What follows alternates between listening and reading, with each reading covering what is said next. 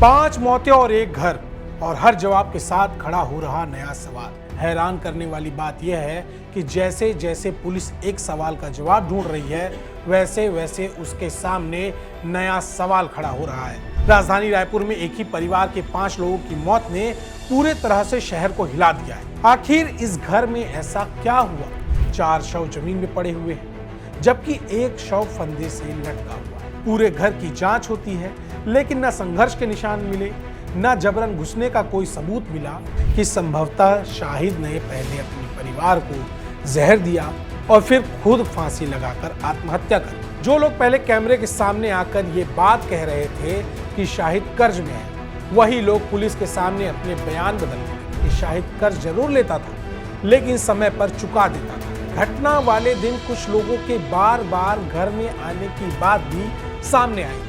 आज हम इस पूरे मामले को सवालों के जरिए समझेंगे। क्या हुआ, किसने किया, और सबसे बड़ा सवाल, आखिर क्यों? नमस्कार, मेरा नाम है अभिषेक तिवारी और आप देख रहे हैं विस्तार न्यूज। पुलिस जितना ही इस गुत्थी को सुलझाती रही, उतना ही नए सवाल सामने खड़े होते जा रहे हैं। राजधानी रायपुर में एक ही परिवार के 5 लोगों की मौत ने पूरे तरह से शहर को हिला दिया है। एसआईटी जांच कर रही है, पुलिस दिन रात सबूत जुटा रही है, लेकिन हर जवाब के बाद एक नया सवाल सामने आ रहा है। आखिर इस घर में ऐसा क्या हुआ? क्या सच वही है जो अब तक दिखाई दे रहा है, या फिर कहानी का सबसे बड़ा राज अभी भी पर्दे के पीछे छिपा हुआ है? चलिए शुरुआत करते हैं पहले सवाल से। आखिर क्या हुआ? शुक्रवार रात रायपुर से खबर आती है कि एक ही परिवार के 5 लोगों की मौत हो गई। पुलिस मौके पर पहुंचती है और घर के अंदर जो नजारा देखती है वह हर किसी को झकझोर देता है। 4 शव जमीन में पड़े हुए हैं, जबकि एक शव फंदे से लटका हुआ है। अब सबसे पहला सवाल था, आखिर इनकी मौत कैसे हुई? क्या किसी ने पूरे परिवार की हत्या कर दी, या फिर मामला कुछ और था? इसी सवाल का जवाब ढूंढने के लिए पुलिस सभी शवों को पोस्टमार्टम के लिए भेज देती है। एफएसएल की टीम घर का एक एक कोना खंगालती है और सबूत जुटाना शुरू कर देती है। कुछ घंटे बाद जांच की पहली कड़ी सामने आती है। घर से जहरीले पदार्थ से जुड़े कुछ अहम सबूत मिलते हैं और पोस्टमार्टम रिपोर्ट भी यह बताती है कि पत्नी और तीनों बच्चों की मौत जहर से हुई, जबकि पति शाहिद ने फांसी लगाकर जान दी। यानी पुलिस को पहला जवाब मिल गया, लेकिन जैसे ही पहला सवाल खत्म हुआ, वहीं से दूसरा सवाल शुरू होता है।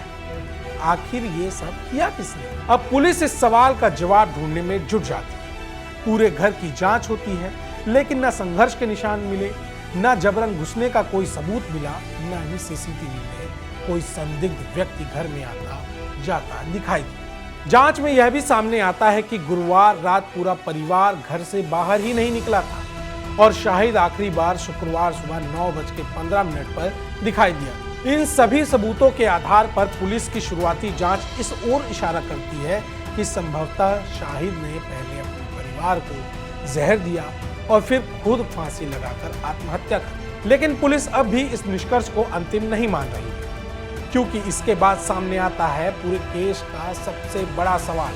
आखिर शाहिद ने अपने परिवार को मारा तो क्यों? आखिर शाहिद ने आत्महत्या की तो उससे पहले परिवार की हत्या क्यों की? ये सारे सवाल जो है अब सामने आ रहे थे। अगर शुरुआती जांच सही है तो फिर आखिर शाहिद ऐसा क्यों करेगा? क्या आर्थिक तंगी इसकी वजह थी? क्या किसी का दबाव था? क्या परिवार में कोई ऐसा विवाद था जिसके बारे में किसी को पता नहीं था? या फिर कोई ऐसी वजह जो अब तक पुलिस की नजर से दूर है? यही वो सवाल है जिस पर पूरी जांच आकर टिकी। घटना के बाद जब मीडिया और पुलिस दोनों जानकारी जुटा रहे थे, तब आसपास के लोगों और कुछ रिश्तेदारों ने एक ही बात कही, शाहिद कर्ज के तनाव में था। यही बात सबसे ज्यादा चर्चा में रही। ऐसा लगने लगा कि शायद यही इस पूरे मामले की वजह है। लेकिन जैसे जैसे पुलिस की जांच आगे बढ़ी, कहानी पूरी तरह बदलने लगी। जो लोग पहले कैमरे के सामने आकर ये बात कह रहे थे कि शाहिद कर्ज में है, वही लोग पुलिस के सामने अपने बयान बदलने लगे। उन्होंने कहा कि उन्हें इसकी पक्की जानकारी नहीं है, उन्होंने सिर्फ सुनी सुनाई बातें बताई थी। मतलब जो अभी तक सबसे बड़ा जवाब समझ आ रहा था, वो भी नहीं निकला। पुलिस ने जब आर्थिक पहलू की जांच की तो सामने आया कि शाहिद कर्ज जरूर लेता था, लेकिन समय पर चुका देता था। शाहिद के लिए कर्ज लेना उसके धर्म के खिलाफ जाने जितना बड़ा अपराध लगता था। अब तक किसी भी व्यक्ति ने पुलिस के सामने ऐसी शिकायत नहीं की कि उसका पैसा शाहिद पर बाकी था। यानी जिस वजह को पूरा शहर इस घटना की सबसे बड़ी वजह मान रहा था, वो वजह खुद सवालों के घेरे में आ गई। इतना ही नहीं, घटना वाले दिन कुछ लोगों के बार बार घर में आने की बात भी सामने आई थी। इसे कई तरह से जोड़ा गया, लेकिन जांच में पता चला कि वो लोग किसी वसूली के लिए नहीं आए थे। वो शाहिद के बड़े बेटे के दोस्त थे, जो उसका फोन नहीं उठने पर हालचाल जानने पहुंचे थे। यानी एक और शक खत्म। इसके बाद पुलिस को घर में करीब 1 महीने का राशन मिला। इसने जांच को फिर उलझा दिया। अगर कोई इतना बड़ा कदम उठाने वाला था तो उसने पहले से महीने भर का राशन क्यों भरवाया? लेकिन पूछताछ में यह भी सामने आया कि उस राशन का पूरा भुगतान पहले ही किया जा चुका था।